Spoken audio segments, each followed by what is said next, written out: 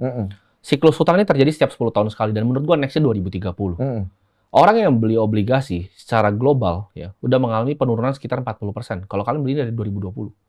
Ini obligasi global, kita ngomong secara global. Oke.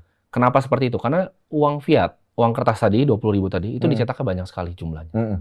Nah, jumlah dicetaknya berapa? Menurut Turun. gua itu 11% per tahun. Mm-mm. Mm-mm. Jadi kalau lu berinvestasi di aset yang tidak 11% per tahun, Mm-mm. lu itu kehilangan uang. Berarti itu si uang kertas ini akan turun tuh nilainya itu Oh, ya? sudah pasti kan air lebih mahal sekarang dibanding dulu. Iya. Handphone lebih mahal sekarang dibanding dulu. Berarti harus berubah nih bentuknya ya? Harus berubah menjadi aset. Oh, keren mau bilang kripto.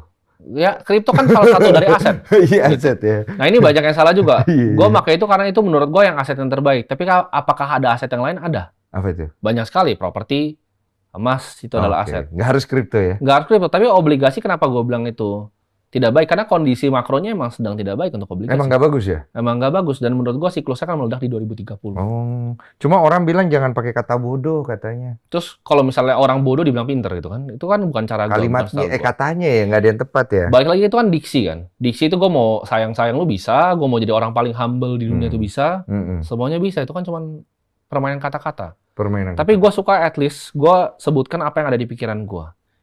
Kenapa? Karena kalau orang terlalu banyak main peran Mm-mm. di sosial media, Mm-mm. itu gampang untuk bunuh karakternya kan. Tinggal di pembuktian terbalik karakternya aslinya nggak seperti itu. Contohnya, ini gue contoh. Konten nggak usah keluarga, konten sama pacar bang. Dia couple dekat banget, tiba-tiba dia selingkuh nih, di blow up. Mm-mm. Habis pasti karirnya. Kalau gua emang lu mau nggak suka sama gua, misalnya gua ngomong bodoh terus mau ngapain gitu kan nggak suka.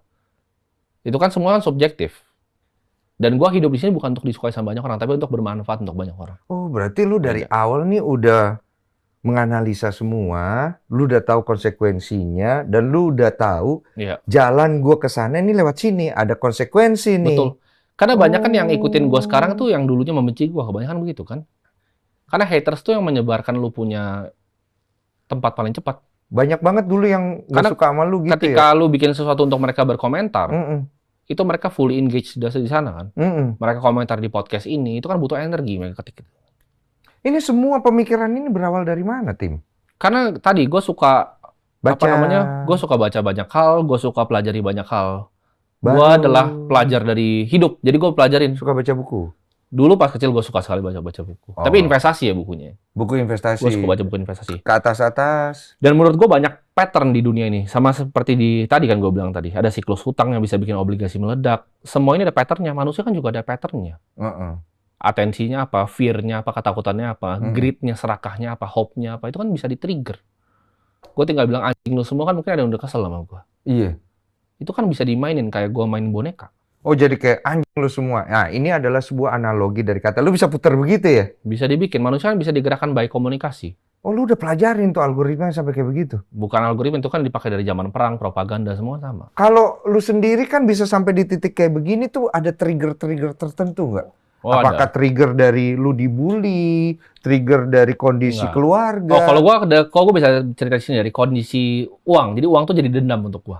Jadi dendam. Jadi waktu itu gue itu kondisinya gue harus biayain nyokap gue dan adik gue waktu itu. Itu masih 16 tahun. Jadi waktu gue ketemu lu di sini, Itu 19-an. 19-an itu gue tuh udah kerja. Itu gue udah biayain nyokap gue udah bayarin kuliah kakak gue udah bayarin adik gue punya sekolah. Oke, kenapa itu Kondisinya. jadi dendam itu, uang itu?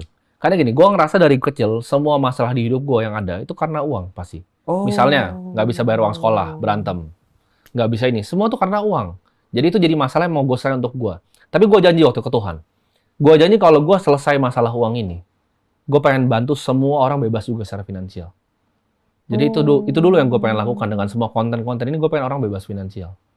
Jadi lu ngelihat di dalam keluarga lu uang ini bisa bikin perpecahan, bisa bikin keributan. Gue rasa itu bukan cuma buat di keluarga gue, Di semua keluarga tapi di semua lah. keluarga. Iya. Kalau kalian tarik nih sampai ujung nih, kayaknya potensi masalah tuh uang. Uang. Kalau uang ini kita singkirkan loh, kayaknya